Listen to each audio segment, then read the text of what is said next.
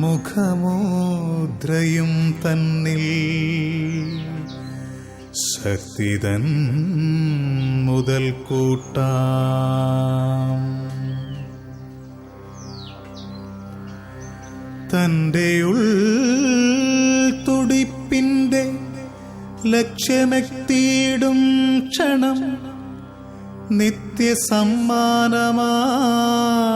സ്വർഗം യാത്രതൻ സമാപ്തിയും.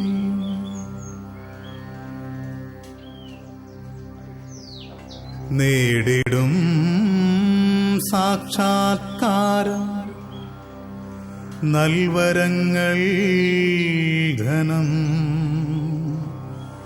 പാഥേയം സ്നേഹത്തിൻ്റെ മന്നയും പ്രശാന്തിയും. റോസാക്കുട്ടി കാപ്പൻ എന്ന തൂലികാ നാമത്തിൽ അറിയപ്പെടുന്ന കവയത്രിയാണ് സിസ്റ്റർ മേരി മാഗ്ദലിൻ. തിരുഹൃദയ സന്യാസിനി സഭയിലെ അംഗമായ ഈ സിസ്റ്റർ ഏകദേശം 34ഓളം രചനകൾ പ്രസിദ്ധീകരിച്ചിട്ടുണ്ട്. അവയിൽ 10 കവിതാ സമാഹാരങ്ങളാണ്. നിരവധി പുരസ്കാരങ്ങളും ഈ കവയത്രിയെ തേടിയെത്തിയിട്ടുണ്ട്. ഈ സിസ്റ്ററിൻ്റെ ക്രിസ്മസ് അനുഭവങ്ങൾ നമുക്കൊന്ന് ശ്രദ്ധിക്കാം. ക്രിസ്മസ് ആഘോഷങ്ങളുമായി ബന്ധപ്പെട്ട് ഏറെ ഓർമ്മയിൽ തെളിഞ്ഞു നിൽക്കുന്ന, ഇന്നും മറക്കാനാവാത്ത ഒരു അനുഭവം ശാലോം പ്രേക്ഷകരുടെ മുമ്പിൽ ഒന്ന് പങ്കുവയ്ക്കാമോ? രസകരമായൊരു സംഭവം ഞാൻ ഓർക്കുന്നു. 6-7 വയസ്സ് പ്രായമുള്ളപ്പോൾ എൻ്റെ ചേച്ചി വലിയ ഭക്തയാണ്. ചേച്ചി എന്നെയും കൊണ്ട് പള്ളിയിലേക്ക് പാതിരാ കുർബാനയ്ക്ക് കൊണ്ടുപോയി. ഞാൻ നല്ല പാട്ടുകാരിയായിരുന്നു. ഞാൻ അന്തരീക്ഷം മറന്ന് ഉറക്കെ അങ്ങ് പാട്ട് പാടി. ബാക്കി എല്ലാവരും പാട്ടൊക്കെ നിർത്തി. ഞാൻ കൊച്ചു കുഞ്ഞല്ലേ, 7 വയസ്സായിട്ടേ ഉള്ളൂ. എൻ്റെ പാട്ടുകൾ എല്ലാവരും നിർത്തി. എൻ്റെ പാട്ട് ഇങ്ങനെ ഉയർന്ന് വന്നു. ആകാശം മുട്ടേൻ്റെ പാട്ടായി. അപ്പോഴുണ്ട് കപ്പ്യാർ എൻ്റെ അടുത്തേക്ക് ഓടി വരികയാണ്. നോക്കിയപ്പോൾ എന്താ കാരണം? അച്ഛന് തിരുവസ്ത്രമണിഞ്ഞ് കുർബാനയ്ക്ക് എത്തുകയാണ്. ഞാൻ പാട്ട് നിർത്തിയല്ല, നിർത്താതെ ഉറക്കെ പാടിക്കൊണ്ടിരിക്കുകയാണ്. പാട്ട് നിർത്തേണ്ട സമയമാണ്. കപ്പ്യാർ വന്ന് നിർത്തണീന്ന് പറഞ്ഞു പാട്ട്. എനിക്ക് മനസ്സിലായില്ല. ഞാൻ വീണ്ടും ഉറക്കെ പാടാനും പറഞ്ഞെന്ന് കരുതിക്കൊണ്ട് ഉറക്കെ വീണ്ടും അങ്ങ് പാടിക്കൊണ്ടിരുന്നു. നിർത്തണീ പാട്ടെന്ന് പറഞ്ഞുകൊണ്ട് ആ കപ്പ്യാർ ദേഷ്യപ്പെട്ടു. അപ്പോൾ ചേച്ചി വന്നെന്നെ തട്ടി മാറ്റിക്കൊണ്ട് പോയി. എനിക്ക് പിന്നെ ഒരുപാട് വേദനയായി. ചേച്ചി എന്നെ ആശ്വസിപ്പിച്ചു. എന്നെ വേറെ ദിവസം പള്ളിയിൽ കൊണ്ടുപോകാമെന്ന്, ഇഷ്ടംപോലെ പാടിക്കാമെന്നൊക്കെ ചേച്ചി വാഗ്ദാനം ചെയ്തു. ആ ചേച്ചി അടുത്ത കാലത്ത് മരിച്ചുപോയി. സിസ്റ്ററായി ഏറെക്കാലം ജീവിച്ച് TB വന്ന് സിസ്റ്റർ മരിച്ചുപോയി. എല്ലാ ക്രിസ്മസ് രാത്രിയിലും എനിക്ക് ഒരുപാട് കണ്ണീർ തോകേണ്ട സന്ദർഭം ഉണ്ടാകാറുണ്ട്. ചേച്ചി ഓർമ്മിക്കുമ്പോൾ ഞാൻ ഒത്തിരി വേദനിക്കാറുണ്ട്. ഏറെക്കാലം ഞാനിങ്ങനെ വേദനിക്കുകയും ചെയ്തു. പക്ഷേ ഇപ്പോഴീ അടുത്ത കാലത്ത് എനിക്ക് വാർദ്ധക്യത്തിൽ എനിക്കൊരു ചിന്തയുള്ളത്, എല്ലാ ദുഃഖവും ഈശോയിൽ ആനന്ദമാക്കി പകർത്തുക.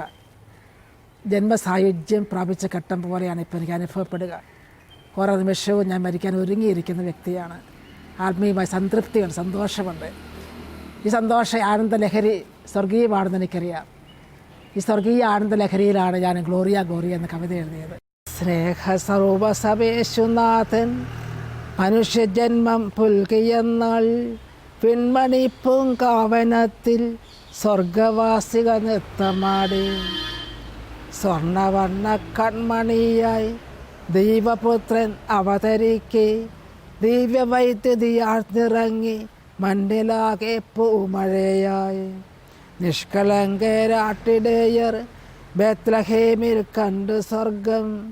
പ്രവചനങ്ങൾ 100 പ്രവചനങ്ങൾ പൂവണിഞ്ഞ് ഗ്ലോറിയാതൻ മണിമുഴക്കം തേന്മഴയായി പെയ്തിറങ്ങി. കുളിര് കോരി തരളിതമായി തീർന്ന ലോകം. മധുരമായൊരു മന്ദഹാസ പൊന്നൊളിതൻ വേലിയേറ്റം. പാതിരാവിൽ കാന്തി ചൂടും താരകങ്ങൾ പുഞ്ചിരിച്ചു. ക്രിസ്മസിനെ കുറിച്ച് ഒത്തിരി സന്ദേശങ്ങൾ നമുക്ക് കേൾക്കുവാനായിട്ടാകും. കവിതയുടെ തലത്തിൽ നിന്നുകൊണ്ട്, സിസ്റ്ററിൻ്റെ അനുഭവത്തിൽ നിന്നുകൊണ്ട് ഒരു ക്രിസ്മസ് സന്ദേശം നൽകാമോ? എൻ്റെ ഹൃദയത്തിൽ എന്നും ഉണ്ണീശോ പിറക്കുന്നുണ്ടെന്നുള്ള ആശയം എൻ്റെ സഹോദരങ്ങൾക്ക് പങ്കുവയ്ക്കാൻ ഞാൻ ആഗ്രഹിക്കുകയാണ്. അതിന് ഒരു പ്രധാനപ്പെട്ട ഒരു വഴി ഞാൻ കണ്ടെത്തിയിട്ട് കാലഘട്ടങ്ങൾ കുറേ കഴിഞ്ഞു. ആ വഴി ഇതാണ്: ജീസസ് എന്ന മധുരമായ നാമധേയം. ഓരോ ശ്വാസോച്ഛ്വാസവും, ഓരോ നിമിഷത്തിലും ഈശോ എന്നിൽ അവതരിക്കാനായിട്ട് കാരണമാകുന്നുണ്ട്.